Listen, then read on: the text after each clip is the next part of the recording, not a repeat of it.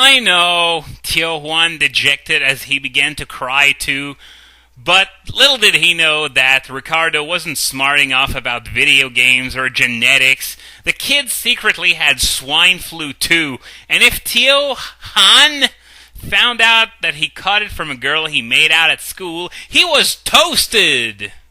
Okay, I'm probably going to regret this, but I'm going to have to give the girl credit here, because flu can indeed be transmitted through making out, because saliva will carry the germs. Of course, this comes from the same girl who behaved like cholera was an STD, but she actually got it right this time. So, I'm going to be honest here. Good on you. You actually know something for a change. Just then, a huge green lightning bolt from the storm clouds crashed through the windows and zapped up the TVs. The electrical storm had began. "Ah!" cried Ricardo as the energy surged through the wires into the controller, into his body parts. "Ricardo, no!" as Tio Juan charged to his surrogate and grabbed his hands from the controller. But just then, the room started flashing green, purple, and white, and red, and blue. Electric Soldier Porygon was on? He wasn't really playing Super Metroid? Whatever. And instead of being electrocuted, Tio and Ricardo felt themselves levitate and transport from the room. "I don't feel good," the president complained. But suddenly the flashing stopped, and they looked around and couldn't believe their eyes. They were in a completely different location.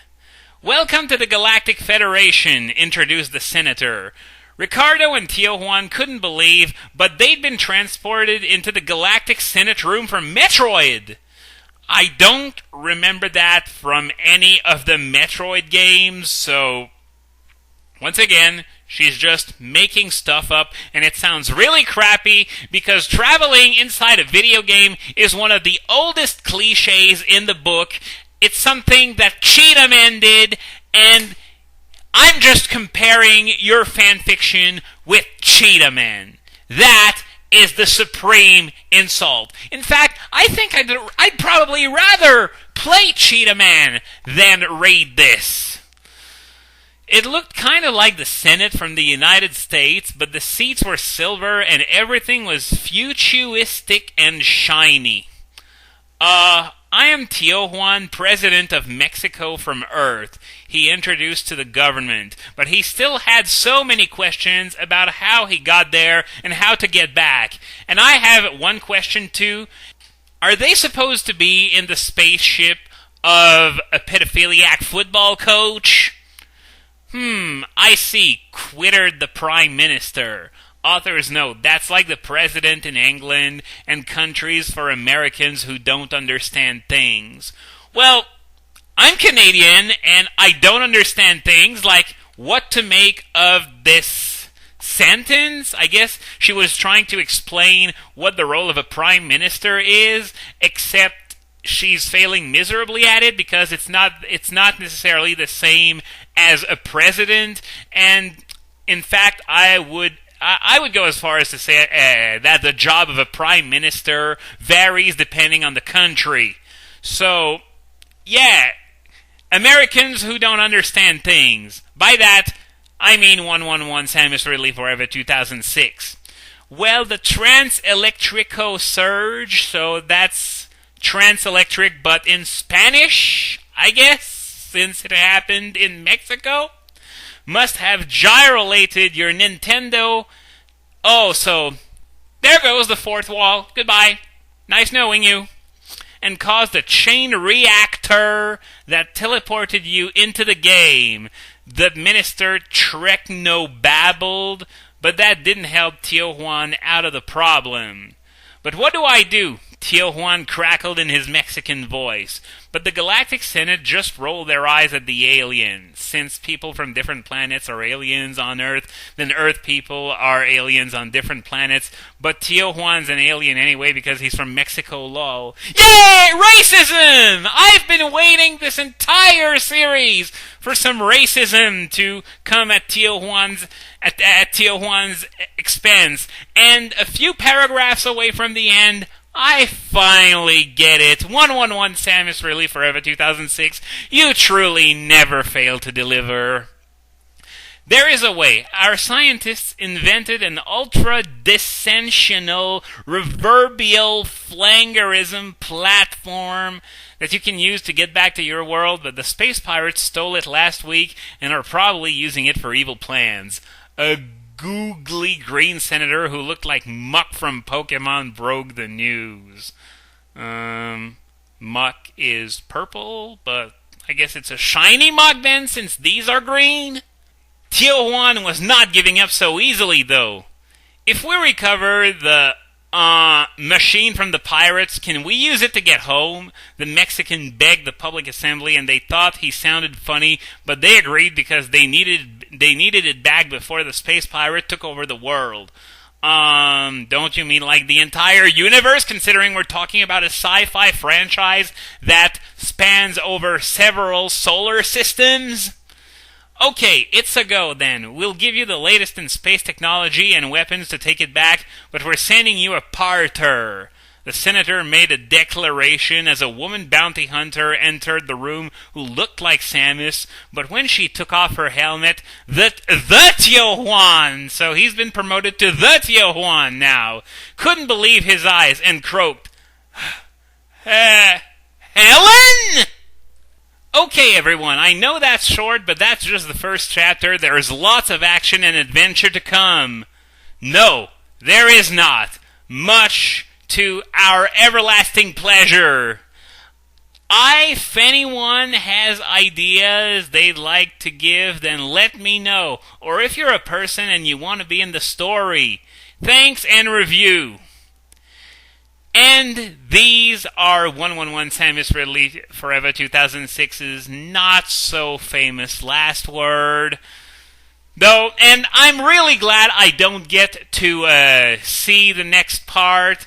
I am really afraid to find out how the hell Helen managed to come back from the dead. Although this is probably explained because, this is a different reality, as she explained in the intro. But you just know that they, especially since this different reality tends to be aware that it's fictional and a game and such. I don't know, but I know she would find a way to find the most ridiculous, insulting explanation ever and just throw it out there like that. So, thank God it's over. It's finally over, guys. Can you believe it? Now, before I click the stop button, I would like to send a message to 111 Samus Ridley Forever 2006 herself, even though, she's probably not reading this. But I do know for a fact that other people tried to get her to take a look at this series. But here goes. Dear girl, whoever you are, I don't care what your name is, you have taken the memory and legacy of one of video gaming's most beloved pioneers. And then you took a dump on it. You set it on fire. And then even though you're not properly equipped to do so, you pissed on the flaming doo-doo to extinguish the fire just so you could set it on fire again. And then you took your flaming poop with a side of piss and you threw it into a tank with a shark in it. The shark ate that, but it just couldn't withstand the horrible, horrible taste, so it puked it out. And then you took the entire thing, tank, shark, vomit, and all, and you dumped it on a cargo plane. And then everyone aboard the cargo plane fainted from the horrible stench of that thing you did.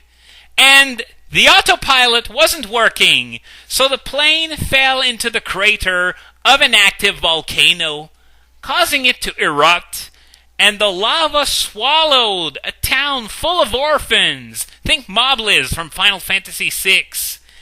And all those orphans died a flaming, horrible, burning death. You are responsible for the extinction of a village of children. That is the horror that you have unleashed on us over the course of these 3 years with your crappy writing skills. Team Ninja tried their best to bastardize the series as hard as they possibly could, and they succeeded in the way that we haven't heard anything about a potential new Metroid game, even though Other M's been out for like 3 years.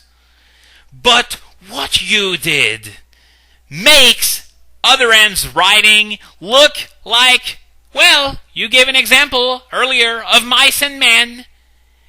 Other M looks like Of Mice and Men compared to what you did. Metroid is one of my favorite game series, and I am never going to be able to look at it the same way ever again. And I'm sure that there are many others who like Metroid just as much as I do, and they feel the exact same way about that. So, I just want you to understand the extent of the contempt that I have for you, because it can simply not be put into words. And I sincerely hope that just for scarring us like that, this fanfiction is going to come back and bite you in the ass, and a prospective employer is going to come across this, and you are not going to get a job because of it. Because that would be karmic retaliation that, let's be honest here, it probably won't happen, but that is what you deserve. That is what I wish upon you. Because, yes, you can say you were 11 when you started writing this, but you are 18 right now. And you still haven't done anything to quell this feeling that many people have, that you really think that this is the shit instead of just shit, that this is your magnum opus, one of the greatest things ever. Well, guess what? People are saying it's the My Immortal of Metroid. So do you consider My Immortal to be a masterpiece too? I certainly hope not. Because if so, then that explains a lot, and God help us all.